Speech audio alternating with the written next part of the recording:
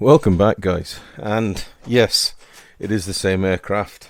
Leaving off from where we left off doing all the initial color modulation to the aircraft, the last big paint job needed before we can look to doing the decals and sealing it all in was to put on the rubber de-icing boots along the leading edges of the wings, the horizontal and vertical fins, tail fins. And it was a job I wasn't really relishing, to be quite honest with you, because it's involving a lot of masking, and we need to put enough masking on that we're going to prevent rubber black overspray going over the rest of the paintwork we spent so much time getting to a point we're happy with. But anyway, I have tackled that job. I did not film it for the simple reason that I needed to move the plane in so many different angles to get the stuff applied sparingly, but to cover all the areas that I just decided I was going to get on with it, get it masks, and then we'll get on and get it painted. So with a combination of 10mm Tamiya tape and this wide tape is 50mm 50mm tape called Tessa tape.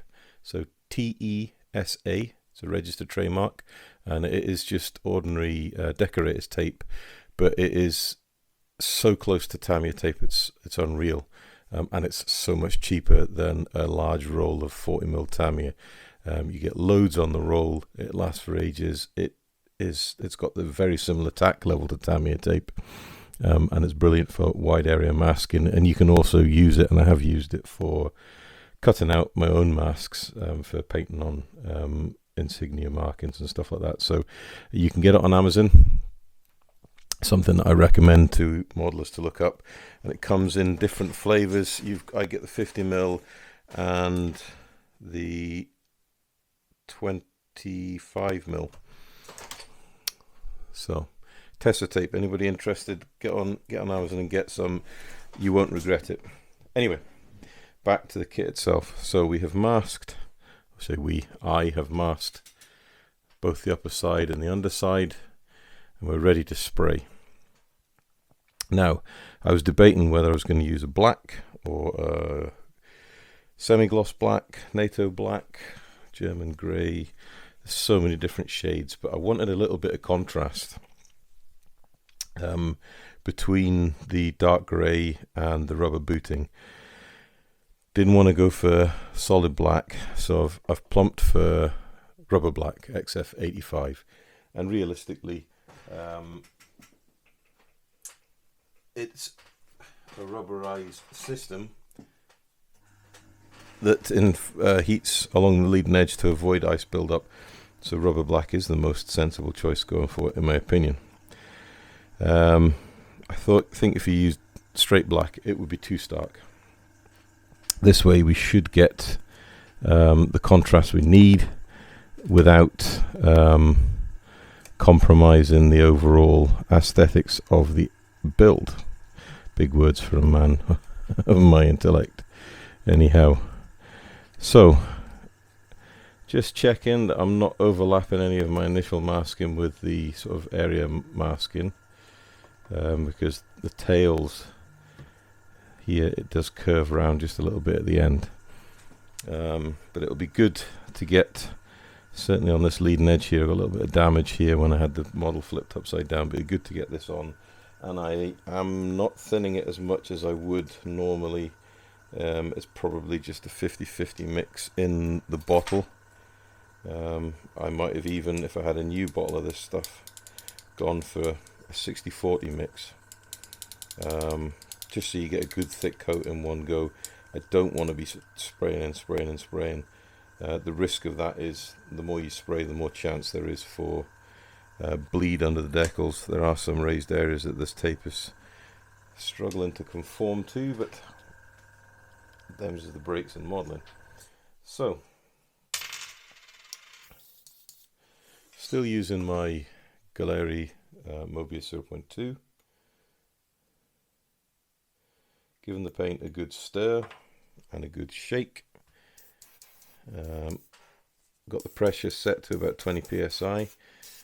and we want to come 90 degrees, spraying down towards the edge, and just put down light coats.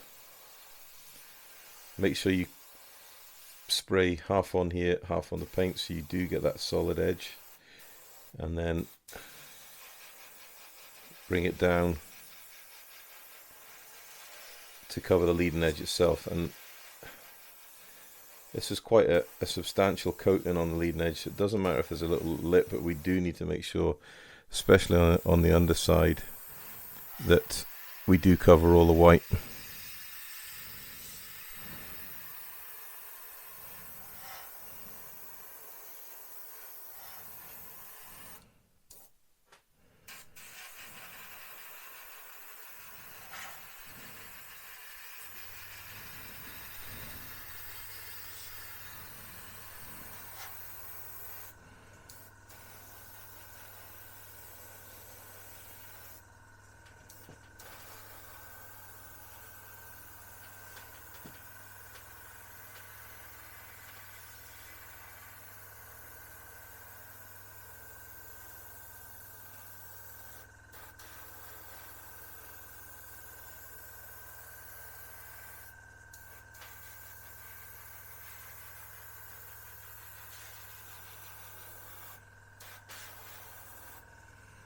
Right, and we'll lift the model and do a bit of manoeuvring and we'll get the tail done. Hold on a second, my air hose is caught up. And some charging cables. That'll give me a bit more flexibility. Right, we'll try that again.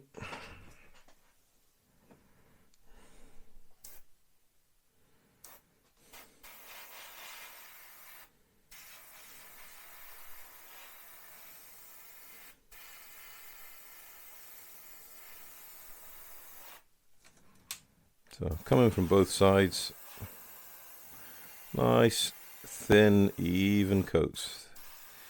Don't try to flood it, you'll only get bleed underneath the tape and you'll have to redo the paint finish, which in itself isn't too bad for the upper surfaces, but pain in the rear if you want to have to repaint white over a dark finish, because it'll take a lot of coats and it'll change the overall hue of the paint from the paint around the area you've just painted. Now this paint is actually very thin, thinner than I really wanted it to be, so we're getting a bit of run here, which is not what I wanted. So I'm just cutting to air to dry it off. I'm going to come back in, very fine paint mist down.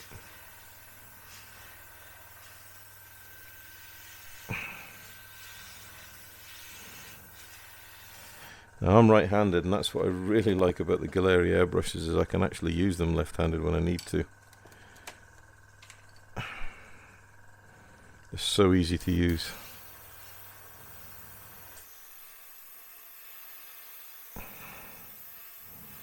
So we need to make sure we're going to get this even coverage, so we get a nice balanced strip. Don't get one side that's patchier than the other, because the one thing we have to watch out for is when we take this masking off, there's no coming back. It'll be very, very difficult to remask and get the exact same masking lines as we did in the first instance. So I need to be very sure of our finish before we start stripping the masking off.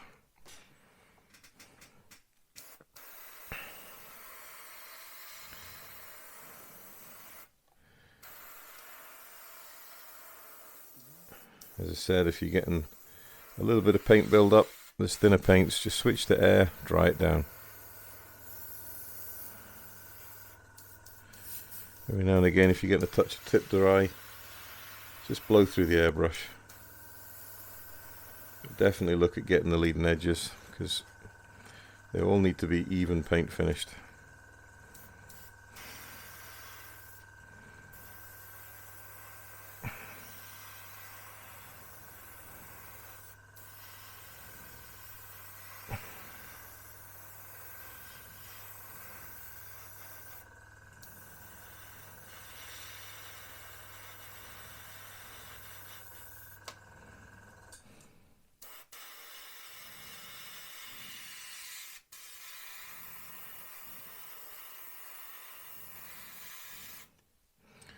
Right, underside of the tail done. I apologise if this isn't in camera, but this model is so big. So big. Right, white side.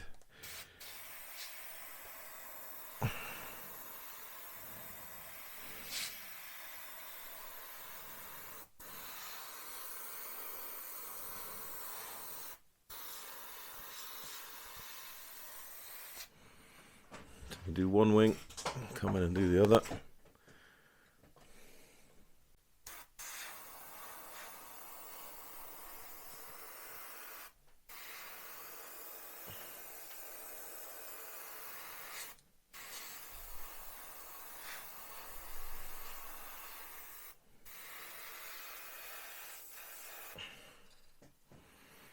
Right, so I think you get the gist. Now I'm going to need to paint the underside here, and that's going to take a bit of contortion.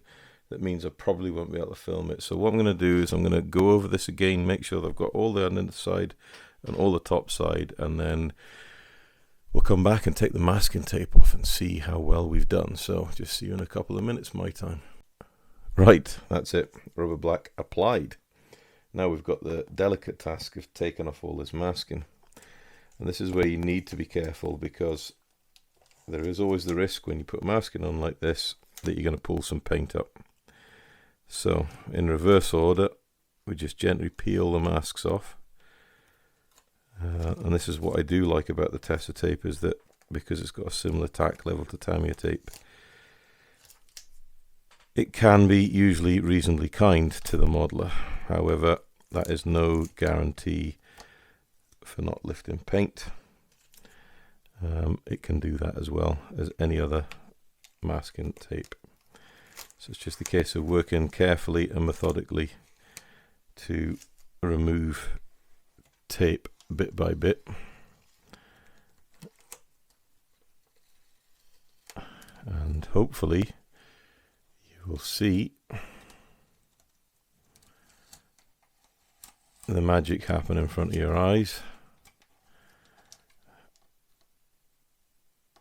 And being careful not to break off any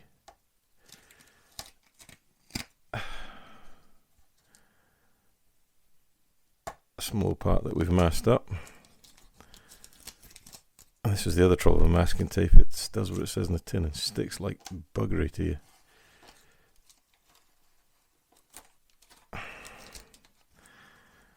So pull the masking tape back on itself. As you see it, I'll see it better on the top side. We'll do this wing. And then stick it somewhere where it's not going to catch on you. So when you're taking masking tape off, hold the kit in one hand and then take the masking tape and pull it flat back on itself, as you see there. And that's actually creating the least resistance possible, the least front of tape that's being lifted. You're only lifting tape right at the edge where you're peeling it back. You're not trying to lift swathes of tape up. Nice and gently, and just work in a constant pressure that is lifting the tape evenly. Same again for the Tamiya tape, and then as we do that, we get to see all our nice hard work, and the leading edge rubber boot appears in front of our very eyes and looks really rather nice, I have to say. Now, the tape around the engine is always difficult, purely because I've done it in one piece and it likes to stick to itself. Again, I've tried not to stick it down everywhere, just let it touch naturally where it wants to touch in the folds, but avoiding going too heavy on the tape. So we're avoiding or minimizing as much as we can tape contact with the painted surface. Now I did spend a lot of time buffing or keying the surface and cleaning it with a toothbrush and wiping it down with isopropyl alcohol. So that helps in addition for the paint, but you can never guarantee that you are not going to pull paint up when you're pulling masking up. Now I'll get that back in frame for you. So just gently hold the model and pull that tape back on itself.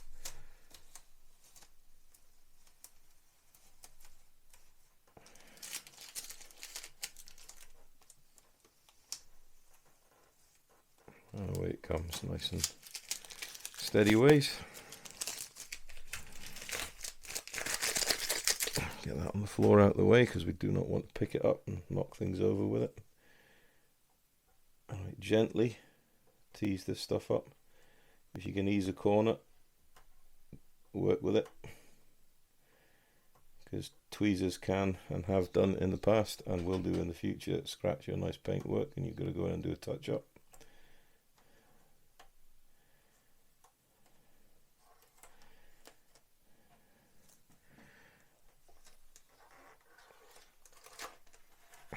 And if one part starts coming away, work with it.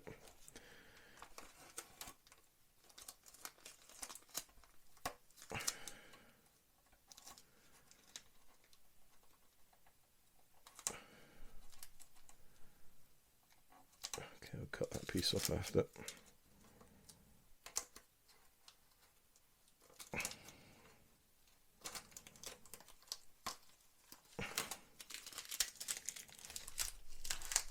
Unmasking is actually a pain in the rear, to be honest with you, but very, very satisfactory, satisfying, satisfactory. Get my words out properly. And I knew as well when it came to putting in this rubber de-icing boot, it would really help delineate between the white and the black, white underside, the black white underside, and the camouflaged upper surfaces, sorry, should I say, and kind of create that contrast point that draws your eye in. Right, there's the front wing, there's the wing done. Let's see to the tail. So you can see the wing. Got a nice line on the front and on the top of the wing, and it's in keeping with the pictures I've seen. To be fair, the instructions that come with the kit are a bit vague as to where the de-icing boot goes, and even looking at the references on the internet over a couple of different aircraft, then they were put in different positions, or they covered different areas of the wings. Right, I probably think you're bored of watching me strip off masking tape. I'm going to finish this, and then we'll come back once we're done, have a look at the overall finish, and then look about getting maybe some varnish on to seal this paintwork. Back in a moment. Right, we're back. Masks all taken off, and yeah, quite happy. So, leading edge of the wings, they look nice and even, in keeping and in scale. Flip that over and take it down. You can see the de-icing boot is just where it needs to be. The tail is okay. However, as I feared, in this one area where I laid it down a little too heavy, you can see we've got a little bit of bleed through. So that's something I need to sort out before we put down some semi-gloss varnish to seal this lot in. But on the whole, very, very happy. So I am going to quickly get some paint, and I'll just touch it in by hand because it's not a huge bleed area. It's a little bit on the grey and a little bit on the white, and then we'll be ready to seal in with varnish. So see you in a moment. So there we are, we're back, and everything's done. So I've touched in the overspray on the tail and the horizontal stabilizers. We've painted the radar assembly, which actually was painted in matte black. That, although it has actually turned out to be not too dissimilar from the rubber black we used on the leading edges. So it is what it is. It's looking okay. I'm really, really happy with it. So we're now at the point that I'm going to varnish the aircraft. I debated about using semi-gloss varnish. I'm actually going to use X22 clear, purely because I want to get a really good surface for the decals to go down. There are some quite large randles to go on these wing tops, and I want them to conform. So I'm going to varnish the whole aircraft. We'll let it sit for 24 hours, and then we'll come back and actually look at getting the decaling done. Once the decaling's done, we'll be looking at getting the last set of sealing in, so that will be a semi-gloss coat, and then it'll be oil washes and weathering to finish the aircraft. But hopefully you can agree it's coming on really good. It's taken its time, but it is a massive build, but we're now getting to the point where we're starting to see the light at the end of the tunnel, and hopefully in a week or so this aircraft's going to be finished and on display, and I'm really quite looking forward to seeing that. So if you have any questions or comments, please feel free to put them down below. I always take time to read and answer any questions, and appreciate anybody that takes the time to drop a comment in the box below. If you like what you see, also please consider liking and subscribing. It does help out the YouTube algorithm to grow the channel. But other than that, take care guys, stay safe, and we'll see you next time. Happy modeling.